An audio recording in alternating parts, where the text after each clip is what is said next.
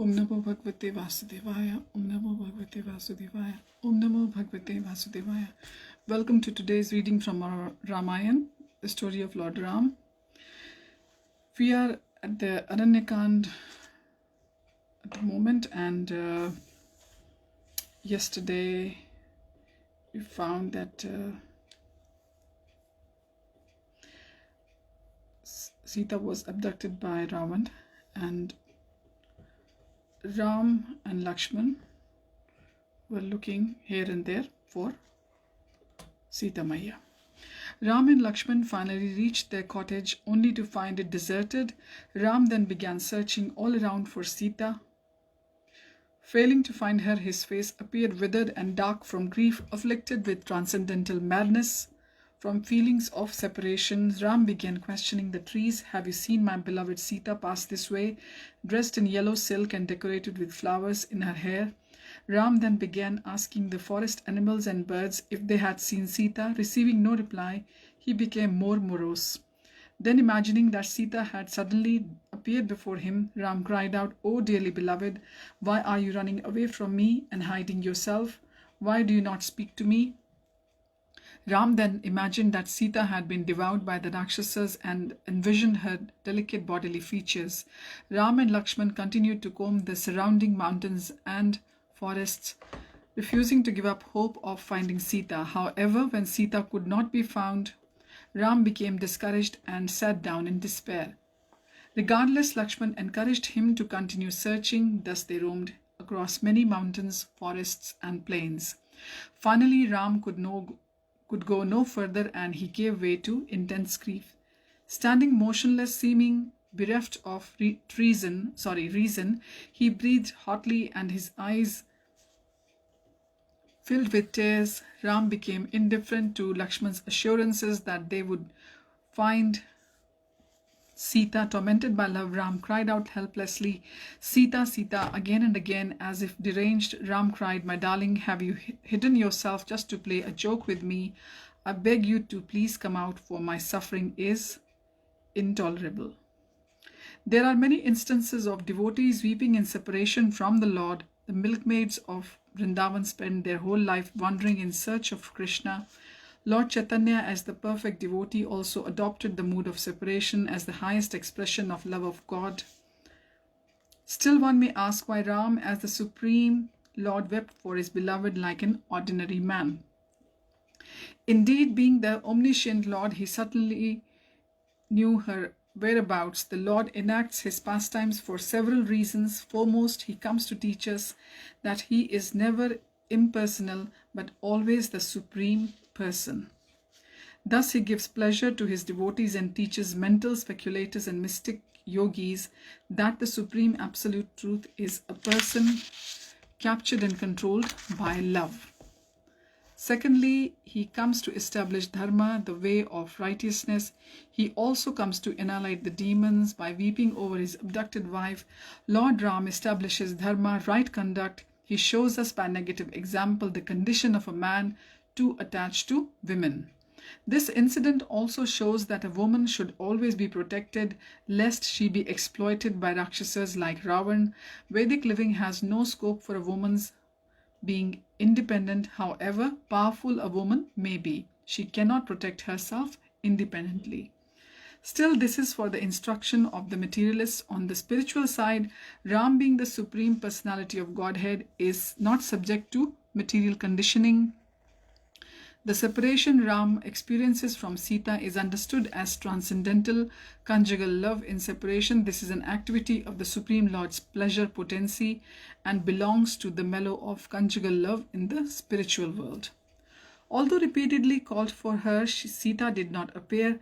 Ram became convinced that she had been devoured by the Rakshasas.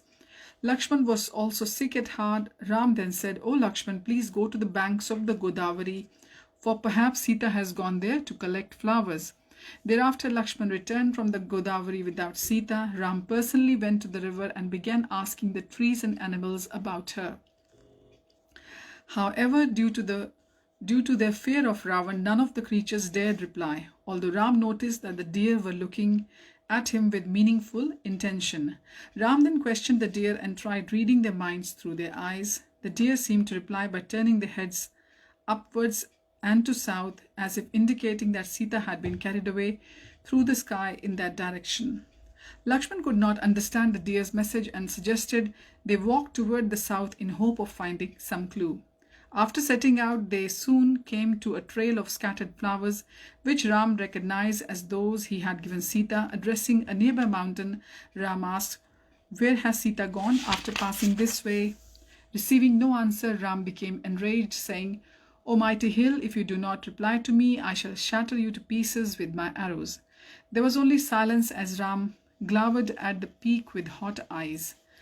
Ram then prepared to release his arrows at the mountains when Lakshman pointed out Sita's footprints besides those of a giant Rakshas. Following the footprints, Ram and Lakshman soon came upon Ravan's broken bow and quiver, portions of his shattered chariot, along with the pieces of Sita's broken ornaments. Then, when drops of blood were found, Ram concluded that Sita was indeed devoured by the Rakshasa, for it appeared that two man-eaters had fought over her at that spot. Gazing upon the dead mules, smashed chariot, and scattered weapons, Ram vowed, "No Rakshas shall escape my vengeance, for today I will destroy them in all retaliation for Sita's murder. Why have the useless demigods not done something to save my helpless wife? If the demigods do not deliver Sita to me at once, as revenge for their negligence and the crime of the Rakshasas, I shall destroy the entire universe." Ram's eyes were red hot with anger and his lips, tightly pressed together, trembled with rage. Then taking his bow from Lakshman, Ram placed a terrible arrow meant to destroy the entire universe upon the string. Terrified Lakshman joined his hands in supplication, pleading, "Ram, by nature you are gentle, self-controlled, and well-wisher of the living entities. Therefore, please control your wrath and do not act hastily. It appears to me that there was only one Rakshas involved in this fight, for there is but one broken chariot. Let us continue to search for Sita. If we still do not find her, then you can act as you see fit. My dear brother, you must practice forbearance, since suffering is inevitable. If you cannot tolerate life's misery, how can the common man be expected to do so? You should only consider how your enemy can be killed. There is no need to destroy the entire universe." While speaking this way, Lakshman lovingly massaged his brother's lotus feet and gradually pacified Ram. After withdrawing the arrow from his bow, Ram assented to the Lakshman's suggestion to search the entire area of Janasthan thoroughly. Thereafter, while combing the forest, Ram and Lakshman came upon the fallen Jatayu lying in a pool of blood. Ram thought he was a Rakshas disguised as a bird who had devoured Sita and was now resting. Thus, as Ram approached, he fitted an arrow to his bow, ready to release it. However, upon drawing near, Ram understood that it was Jatayu, and that he had been fatally wounded while trying to rescue Sita from the clutches of Ravan. Understanding the situation, Ram threw his bow aside and embraced Jatayu. Seeing the plight of his servant, Ram became doubly aggrieved. Ram anxiously asked, "O Jatayu, please tell me everything you know about Sita and her abductor." The dying Jatayu related all that had happened and commented, "Ravan took Sita away at the time of the day known as Vinda. If a person loses something at that time, he surely reclaim it very soon. My dear Ram, do not be overly aggrieved because of Sita, for you shall certainly regain her after killing the Rakshasa king in battle." Then, as Jatayu described Ravan's exalted lineage, he gasped his last breath, uttering "Ram, Ram." Ram told Lakshman, "I am more saddened by the death of Jatayu, who gave his life for my sake, than by the kidnapping of Sita. Go and bring some wood so we may cremate his body. Let it be known that Jatayu will attain the highest destination as a reward for his service to me." Lakshman prepared the funeral pyre, and Ram placed Jatayu's body upon it and lit the fire. The brothers made offerings for the benefit of Jatayu's departed soul and chanted Vedic mantras. Ram and Lakshman then went to the banks of the river Godavari to offer oblations of water and then took bath. Thus completing the funeral ceremonies, Ram and Lakshman again fixed their minds upon the task of finding Sita and continued to wander the forest. Traveling toward the southwest, they reached an untrodden land overgrown with trees and bushes. After passing through that region with great difficulty, they left the Dandakaranya forest and entered the Karuncha forest. After passing through that, Ram and Lakshman entered another dense jungle. There they were suddenly confronted by a huge Rakshasi standing before a large cave. That ghastly Rakshasi, with her long sharp teeth, large protruding belly and hard skin, quickly stepped forward, catching Lakshman by the hand, saying, "My dear handsome hero, please come with me and revel in this delightful forest." Then the Rakshasi embraced Lakshman, saying, "I am yours, take me as your beloved wife." In reply, Lakshman angrily drew his sword and cut off the Rakshasi's ears, nose and breast. Bleeding and screaming with pain, the Rakshasi fled. Then Ram and Lakshman continued on as before. Suddenly Ram said, "My left arm is throbbing and my mind feels perturbed. O Lakshman, we should prepare for imminent danger." A moment later, they heard the frightful cry of Vanjulka bird, and Lakshman remarked, "This indicates the victory will be ours." After Ram and Lakshman proceeded some distance into the forest, a loud noise was heard as a storm suddenly began brewing. Searching out the source of the noise, Ram and Lakshman proceeded cautiously, swords in hand. Before long, they came upon a huge Rakshas with no head, neck, or legs, and a gigantic mouth located in the middle of his belly. The Rakshas was as big as a mountain, with sharp bristling hair all over his body. On his chest were two fiery eyes, and his long arms stretched out for 8 miles, enabling him to easily catch large animals to eat. Although Ram and Lakshman retreated to a distance of 2 miles, after seeing the monster, the Rakshas suddenly captured them in his grasp, squeezing so tightly that they were made helpless. Although Ram did not feel threatened, Lakshman felt despondent, saying, "Ram, you should offer me as a sacrifice to this Rakshas in exchange for your own life. After that, you can continue your search for Sita." While Ram encouraged Lakshman not to be afraid, the Rakshas said, "My name is Kabandha. It is very fortunate that you have come to my forest because I have been hungry for a long time. Since you are the food which Providence has provided for me, I think that you will have a very difficult time keeping your precious lives." Lakshman then told Ram we should quickly save ourselves by cutting off his arms with our swords. Hearing this, Kabandha became furious and immediately opened his fearful mouth wide, hoping to devour them. However, before Kabandha could do so, Ram severed his right arm and Lakshman cut his left. Thus the Rakshas fell to the ground, bathed in his own blood. In an anguished voice, Kabandha said, "Who are you?" Lakshman replied, "This is Ram, a Kshatriya in the line of Ikshvaku. I am his brother Lakshman. We have come here searching for Ram's wife Sita, who has been kidnapped by the king of the Rakshasas, Ravan." Kabandha was overjoyed to hear the name of Ram. The Rakshas then said, "I am so fortunate you have come here to redeem me. Please listen as I explain how I acquired this ghastly form. In my past life, I was the son of Dhanu. By performing great austerities, I satisfied Lord Brahma and was granted the benediction of long duration of life. After receiving this boon, however, I became proud, thinking my archenemy Indra could no longer harm me. Thereafter, when I attacked the king of heaven on the battlefield, he hurled his thunderbolt at me, and when that thunderbolt struck me, my head and legs were forced into my body. Finding myself in such a wretched condition, I begged Indra to kill me. However, he refused, saying that to do so would falsify the words of Lord Brahma. At last, when I asked Indra how could I survive without a head, he placed my mouth in the middle of my belly and made my arms 8 miles long. Indra then declared, "When Ram and Lakshman come before you, you will regain your heavenly form." Kabandha continued, "Ever since that time, I have been catching creatures with my long arms and stuffing them into my mouth, hoping that one day I would catch Ram mentioned by Indra.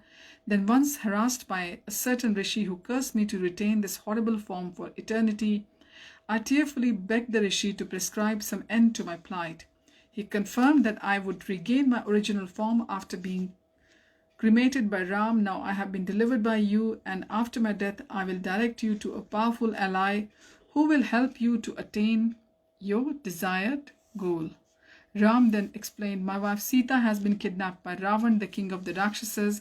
However, I only know his name. I know nothing else about him concerning his appearance or place of residence. I will throw you into a big pit and cremate your body so that you can attain your desired destination. In return, give me some information about this Ravan. Kabanda then said, I am very sorry, but I do not know anything about Ravan. After being cremated, however, I will inform you of a person who has travelled throughout the three worlds. He will be able to assist you in locating the king of the Rakshasas. Thereafter, Ram and Lakshman took Kabanda into a mountain cave and placed his body upon the funeral pyre that Lakshman had prepared.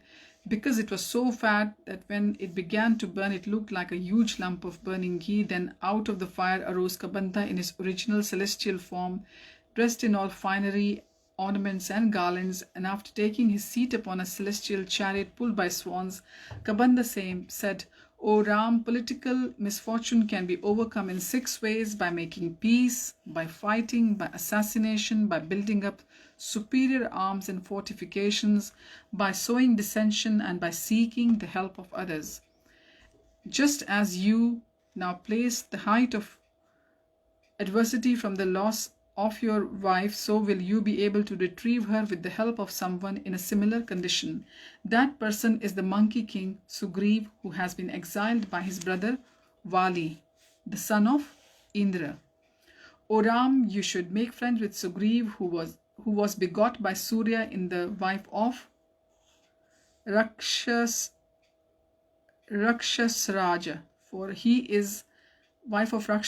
he is also in need of a benefactor. He is now living along with 4 other monkeys on Rishyamukh mountain, which is near the lake Pampa.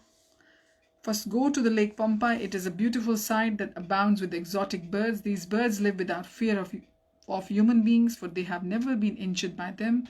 You should feed them and the fish in the lake, and then meet the ascetic woman Shabri who resides there. The entire area is beautified by ever fresh flowers produced from the perspiration from the bodies of Matanga, Rishi's disciple, as they brought fruits, roots, and flowers from the mountains. The great sage Matanga gave up his body at the lake Pampa long time ago. Thereafter, the ascetic woman Shabri attended to his disciples. Although these rishis have also long since been ascended to higher worlds, Shabri still resides there, waiting your audience before departing for Brahmalok. Near Lake Pampa is the Rishyamukh hill, where Sugriv lives in the large cave, always fearful of being attacked by Vali. Sugriv is a loyal, intelligent, generous, wise, brave, and powerful. You would do well to make an alliance with him, for he knows all about the Rakshasas. His followers can wander over the earth until they find Sita. Saying this, Kabanda took permission from Ram and ascended to heaven. Following Kabanda's direction, Ram and Lakshman set out. On the second day, they arrived at Lake Pampa, where they saw the ashram of Matanga Rishi. When Ram and Lakshman entered the hermitage, Shabri got up and greeted them with folded hands. Then, after touching the lotus feet of Ram and Lakshman, she honored them with varieties of food and drink and water to wash their feet. When Ram inquired about their spiritual practices, Shabri, who was a perfected soul, replied, just by seeing you, I have achieved the fruition of all my austerities. When you came to Chitrakoot, the rishis I was serving all went to heaven in celestial chariots. Before departing, however, they assured me that you would come here, and that after receiving you, I would also attain a heavenly destination. At Ram's request, Shabri took him and Lakshman on the guided tour of the beautiful area surrounding the lake. Afterwards, Shabri requested Ram's permission to cast off her mortal body so that she could rejoin the sages she had so faithfully served. Being very pleased with her, Ram granted her desire. After building a fire, the old ascetic lady, dressed in black deer skin and deer bark and wearing matted hair, leapt into the blazing flames. The next moment, Shabri rose up to heaven like a flash of lightning adorned by celestial jewels and garlands.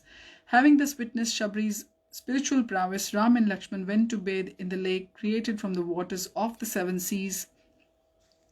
Thereafter, feeling enlivened and ever hopeful of finding Sita, Ram anxiously departed with Lakshman, eager to find Sugriv, and thus ends the Aranya and we will begin the Kishkindha next time. Thank you for joining in this reading of Ramayana. It's been beautifully described, and it is short, to the point, and it makes a lot of sense to us, and it clears so much doubts which we had over the years in our head when we used to watch Ramayana, or we used to read the Ramayana of different authors. So I hope I'll carry on next time with you with the Kishkindha. Thank you. Hare Krishna. Hari Om Tat Sat.